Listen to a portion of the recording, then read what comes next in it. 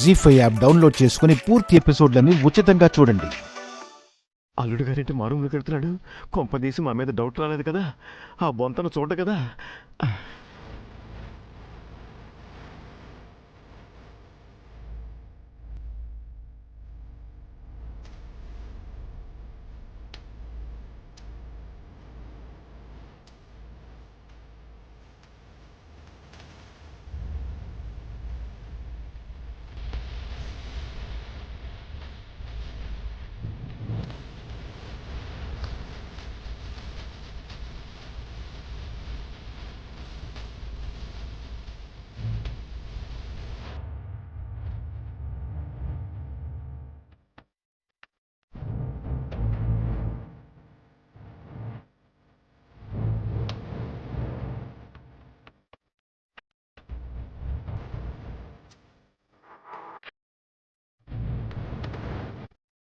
ఏంటి బావగారు, ఏంటి కంగారు పడుతున్నారు? ఆ, ఆ, ఎత్తు వేయండి.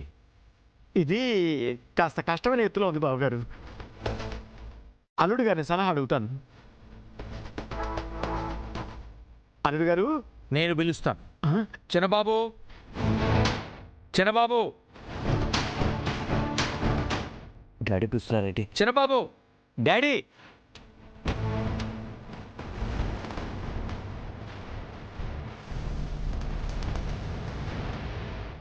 నువ్వేంటి ఆ గదిలో నుంచి వస్తున్నావు? నా వాచ్ ఉందేమోనని వెతుకుతున్నాను డాడ్. నీ వాచ్ మామయ్య గారి గదిలో ఎందుకు ఉంటుంది? కుమారి పెట్టిందేమో అని. అదే నిజమే బావగారు. ఆ, మర్చిపోయి కుమారి పెట్టిందేమో. ఓసారి నేను వెళ్ళి చూసి వస్తాను.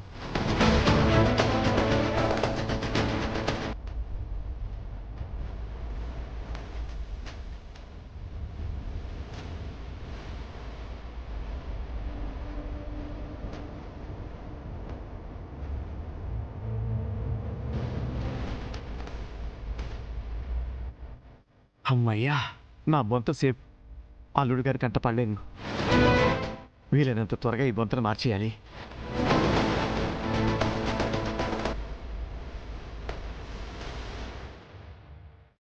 చారుకేశా, అక్కడ జరిగిన విషయం ఆయనతో చెప్పకు. అదేంటమ్మా, ఇంత పెద్ద విషయం జరిగితే చెప్పకుండా ఎలా ఉంటుంది దివ్యమ్మా? చెప్తే ఆయన బాధపడతారు, భయపడతారు. ఈ కేసులో మనం ముందుకు వెళ్ళలేము. ఇంట్లో నుంచి బయటికి వెళ్లకుండా ఆపేస్తారు. మరి చేతికి కట్టుందని సార్ అడిగితే ఎలా అమ్మా? నేనేదో ఒకటి చెప్తానులే, నువ్వైతే ఏమీ చెప్పకు, సరేనా? సరేనమ్మా.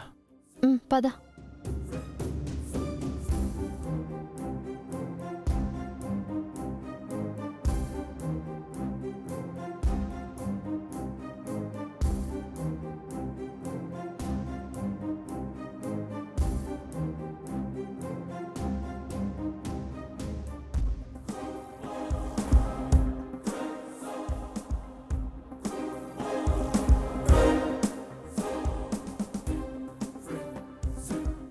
దివ్య గారు, చేతి కట్టేంటి? ఏమైంది?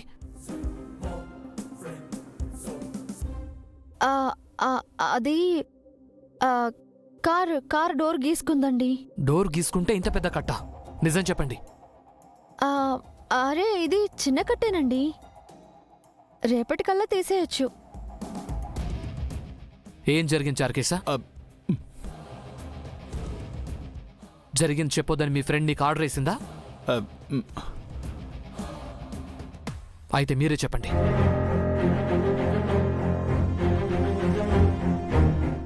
చెప్పకపోతే నా మీదొట్టే.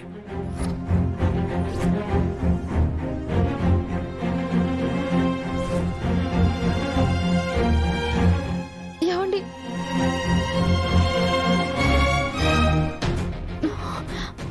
చెప్తానండి. చిన్నత్తయ్య కేసులో మనకి అనుకూలంగా ఏ ఎవిడెన్సు లేదండి. చిన్నత్తయ్య మంచివారే, ఆవిడ ఫ్రెండ్స్ మంచివారు, కానీ డబ్బులు మిస్ అయ్యాయి. ఆ ప్లేస్లోకి దొంగ నోట్లొచ్చాయి. ఆ పని మనింట్లోనే జరిగింది. అంటే ఇంట్లోనే ఎవరో ఒకళ్ళు ఈ పని చేశారు.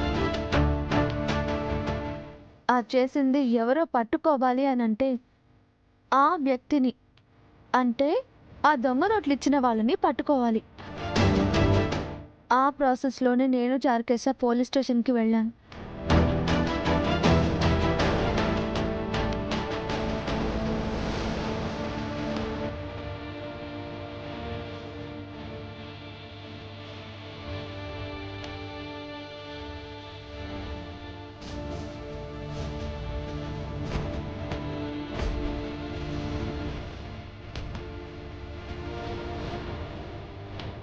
ఇంత జరుగుతుంటే మీరు నాకు ఒక మాట కూడా చెప్పరా? చెప్తే మీరు వద్దంటారని ఆపేస్తారని చెప్పలేదు సార్. పైగా దివ్య మీ కేసు వాదించడం మీకు ఇష్టం లేదు కదా. ఇష్టం లేక కాదు చార్కేశ. నాన్నకు మనకు మధ్య గొడవ మరింత పెద్దదవుతుందని వద్దు అన్నాను. ఎలాగైనా చిన్నత్తయ్యని కాపాడాలండి. ఆల్మోస్ట్ దగ్గరకు వచ్చేసాం. ఆ గోవింద్ని రెడ్ హ్యాండెడ్గా పోలీసులకు పట్టించి వాడు ఇంట్లో ఎవరికి దొంగ నోట్లు ఇచ్చాడో తెలుసుకుంటే కేసు క్లోజ్ అయినట్టే.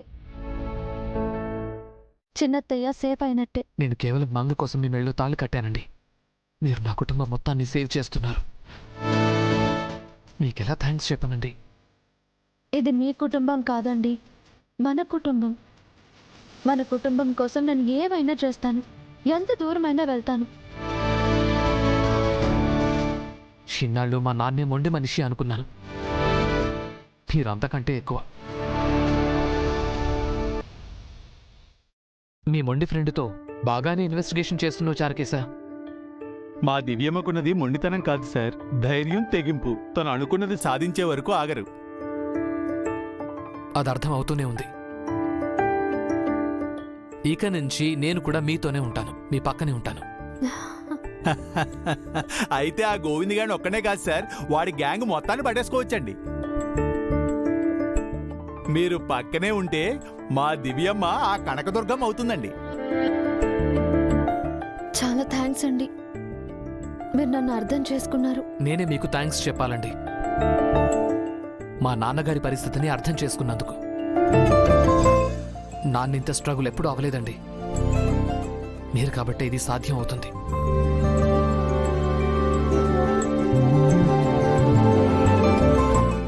చాలా థ్యాంక్స్ అండి. Thank you so much. ఇప్పుడు నాకు చాలా సంతోషంగా ఉంది సార్. మీరు ఇద్దరు కాదు, అర్ధనారీశ్వరుళ్ళ ఒక్కరు. మీరు ఎప్పుడు ఇలాగే హాయిగా, ఆనందంగా, సంతోషంగా ఉండాలి సార్.